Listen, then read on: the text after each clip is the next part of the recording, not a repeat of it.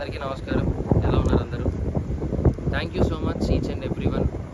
ఇరు రాష్ట్రాల ప్రజలకు అందరికీ పాదాభివందనం. నన్ను ఇక్కడి దాకా తీసుకొచ్చారు. మీ ఇంట్లో ఒకటిగా నన్ను చూశారు. ఇంతకన్నా నేను చెప్పుకోవడం అంటూ ఏమీ లేదు. గెలవలేను అనుకున్న వాడిని గెలుపు దాకా తీసుకొచ్చి గెలిపించారు. అంతకన్నా నాకు ఇంకా వేరే అదృష్టంగా నేను ఏం ఫీల్ అవ్వట్లేదు. Thank you so much to each and everyone. And బాధాకరమైన విషయం ఏంటంటే అందరూ చాలామంది అడుగుతున్నారు. నేను దాని గురించి పెద్దగా అనుకోలేదు. ఆ బాధలో ఉండిపోయాను. చాలా బాధపడ్డాను. కారద్దాలు పగలగొట్టారు.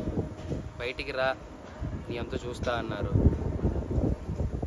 నేను ఒక్కనే ఉన్నప్పుడు మీ ఇష్టం వచ్చింది చేసుకోండి, నాకేం భయం లేదు, ఎవరికి భయపడాల్సిన అవసరం లేదు. కానీ మన ఇంట్లో కూడా ఒక అమ్మ ఉంటుంది, ఒక అక్క ఉంటుంది, ఒక చెల్లి ఉంటుంది, ఒక భార్య ఉంటుంది. వాళ్ళు మన పక్కన ఉన్నప్పుడు మనం ఎలా ప్రవర్తించాలి అనేది కూడా మనం కొంచెం ఆలోచిస్తే బాగుండు అని నా అభిప్రాయం. అద్దాలు పగలగొట్టినప్పుడు ఆ అద్దం పెంకులన్నీ వచ్చి మా అమ్మగారి మీద పడ్డాయి, తీజు మీద పడ్డాయి.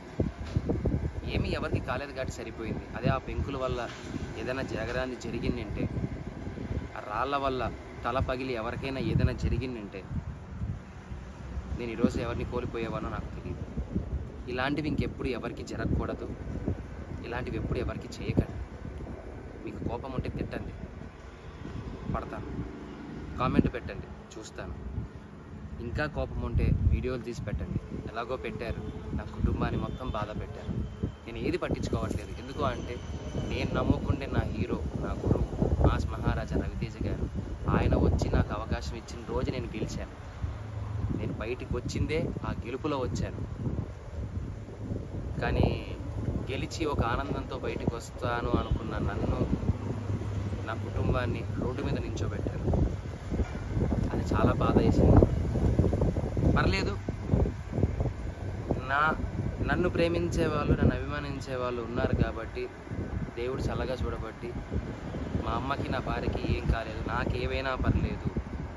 మన ఇంట్లో ఆడవాళ్ళు మన పక్కన ఉన్నప్పుడు కొద్దిగా జాగ్రత్త వహిస్తే బాగుంటుంది. జరగరాని ఏదైనా జరిగితే కప్పు పోతే తిరిగి తెచ్చుకోవచ్చు, డబ్బు పోతే తిరిగి సంపాదించవచ్చు, మనిషి పోతే తిరిగి తీసుకొని రాలేమండి. ఇది గుర్తు పెట్టుకోండి. చాలా రిక్వెస్ట్గా అడుగుతున్నాను, దయచేసి ఇంకెప్పుడు ఇలా చేయకండి ఎవరి దగ్గర. Thank you so much. ఇప్పటికీ మీకు నా మీద ఏదైనా కోపం ఉంటే ఎక్కడ రమ్మంటారో చెప్పండి, వస్తాను, మీ ఇష్టం. కానీ ఎవ్వరికి ఇలా ఇంకెప్పుడు చేయకండి. I love you all. Thank you for each and everyone. Support చేస్తున్నందుకు ఇంతకన్నా ఏం చెప్పలేదు. Thank you so much.